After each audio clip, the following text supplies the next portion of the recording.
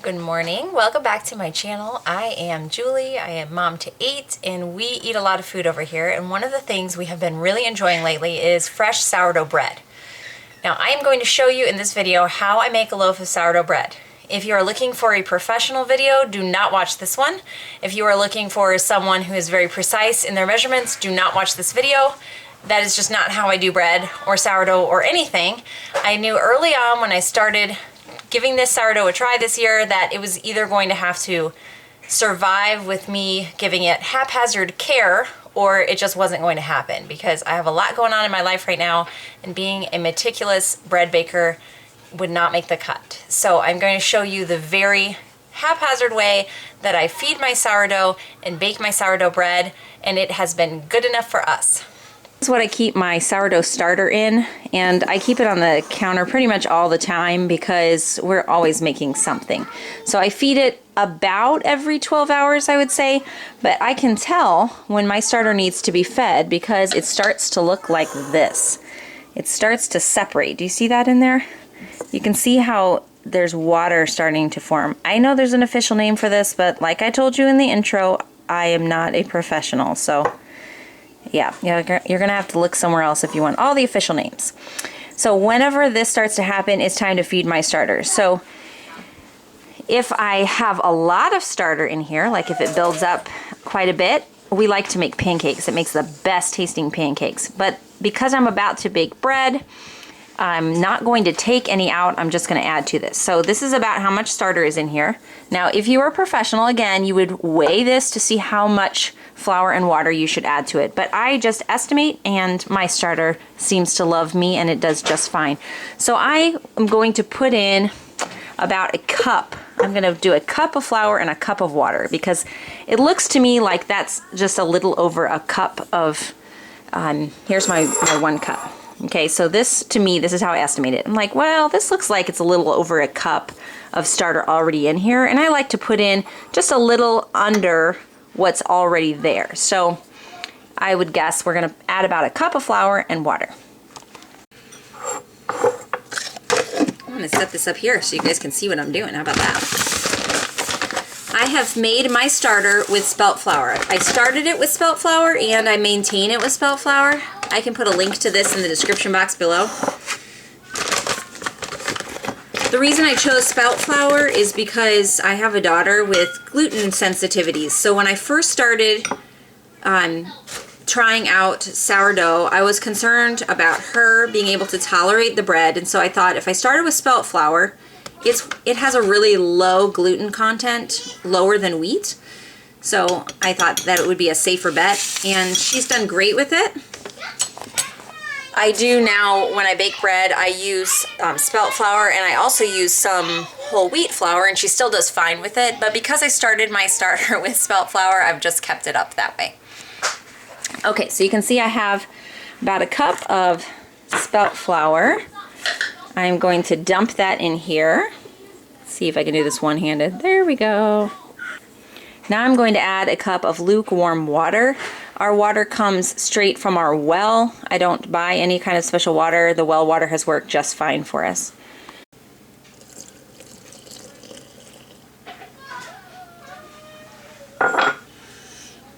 Now they say wood is the best thing to stir your starter with, that you really shouldn't use metal. I have occasionally used a metal spoon or a metal whisk to stir it and haven't noticed any problems, but typically I will just use the back of a wooden spoon because it's easiest to mix it up. So let me show you what I'm doing here.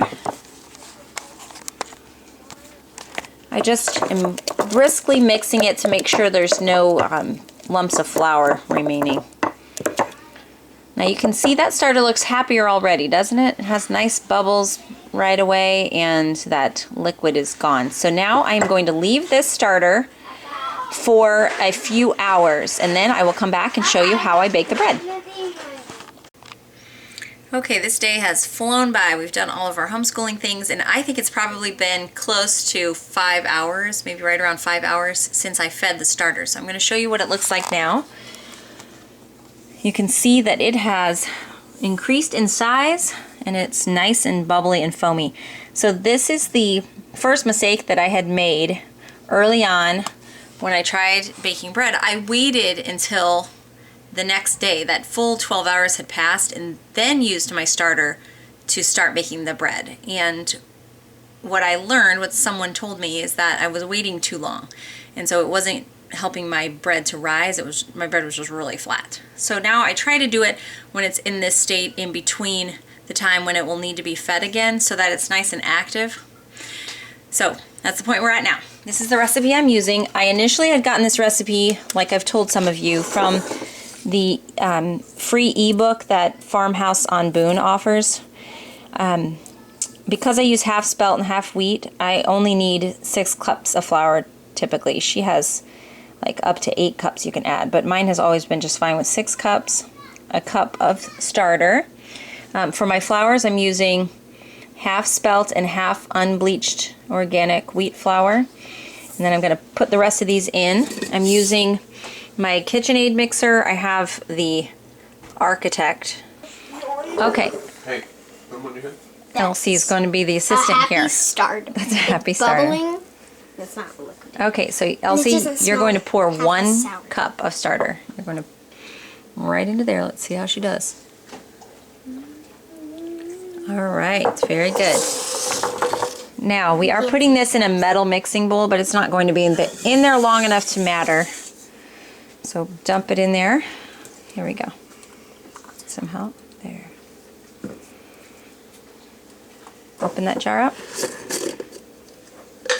I have a spoon here, so we'll just spoon. How many? We're going to do 3 of these.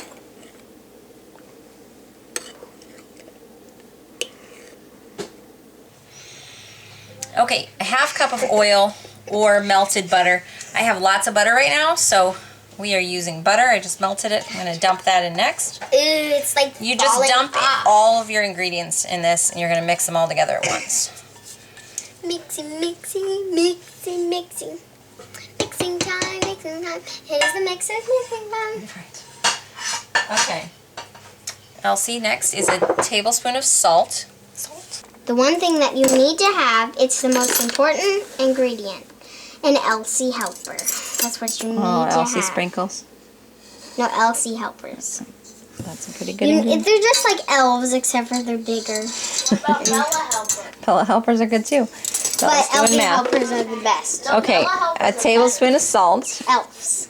Last thing we need is a Elsie half cup of elves. honey and 1.5 cups of water. So here's. Tell me when to stop, because I have no idea. We're just, since this is already dirty, we're just going to fill our 1 cup up halfway. This? Mhm. Oh, I thought you were just guggling it in. Honey. Look at all that honey. It's filling up. All right, that's good.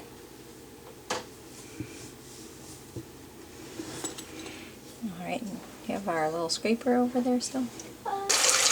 So you should use lukewarm water. Again, I'm taking it straight out of our tap. We have well water. I just like to get it until it's not hot, till it's just comfortably warm to the touch. Yeah. Okay, 1.5 cups of water, and that's all we need. We're going to It's liquid. put it on our mixer That now. look like it's so cool. It's like a mix of everything. Okay, we are going to let this knead for, I'm going to set the timer for 6 minutes and then come and look and see what it looks like for 6 minutes. You might have to just help it right away at the beginning. Kind of scrape those sides down a little bit. And then we will resume our kneading.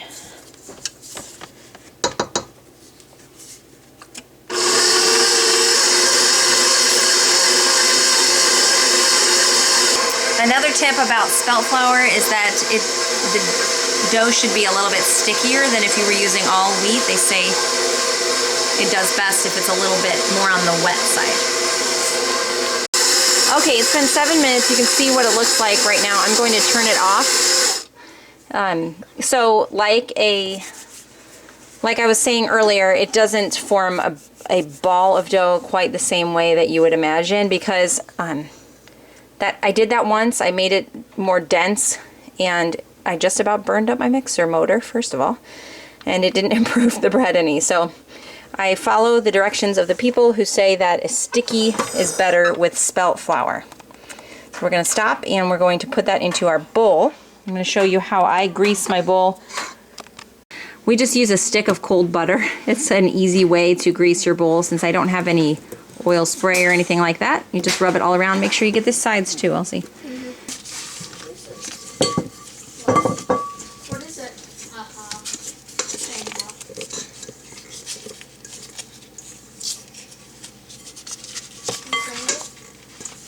What? How did he get the tray hot? How did they get it? Yeah, was it theirs? Of course. The original recipe just says to cover it with a tea towel, but I have found that this spelt flour kind of dries out too much when I did that, and I ended up with kind of a dry crust on top. So I've been covering it with saran wrap.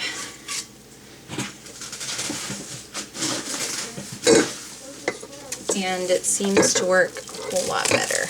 And then I actually reuse this saran wrap tomorrow when I put it into the 2 individual pans. I will reuse those 2 pieces on the top of those 2 pans. Okay, so that's it. We are now going to let this sit for at least 12 hours.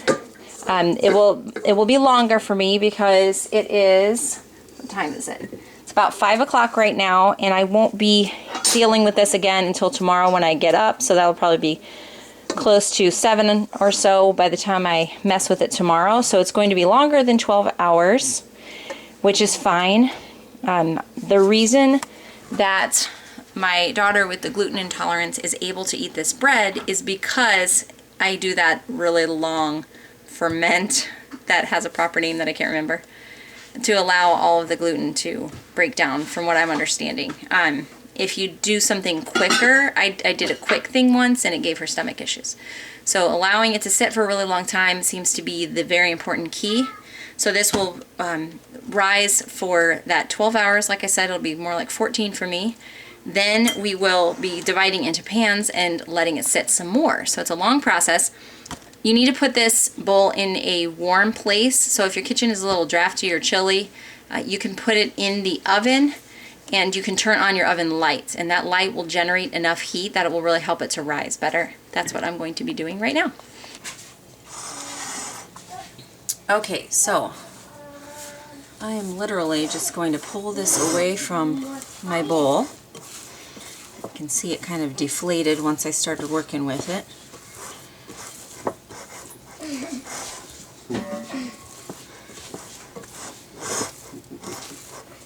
I'm going to pull out about half of it. I don't do any more kneading or anything at this point. I literally just, lay it in the pan.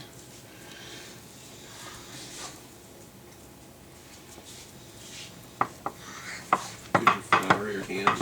I know, this batch is super sticky. The last one wasn't quite this sticky yet. That's okay. Mine can.